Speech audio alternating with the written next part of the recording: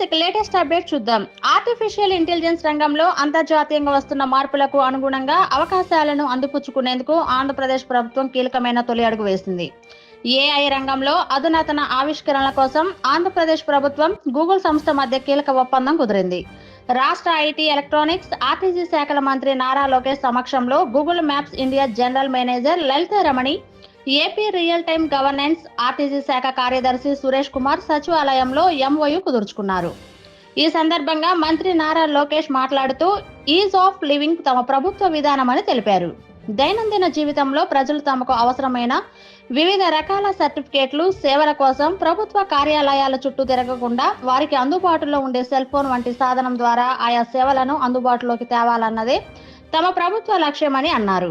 యువతకు ఏఐ ఆధారిత భవిష్యత్ అవకాశాలను కల్పించేందుకు గూగుల్ సంస్థ ఏపీ ప్రభుత్వంతో ఒప్పందం కుదుర్చుకోవడం ఆనందంగా ఉందన్నారు. అధునాతన సాంకేతికతను అందిపుచ్చుకొని ప్రజలకు మెరుగైన సేవలు అందించాలన్నది ముఖ్యమంత్రి చంద్రబాబు నాయుడు లక్ష్యమని తెలిపారు.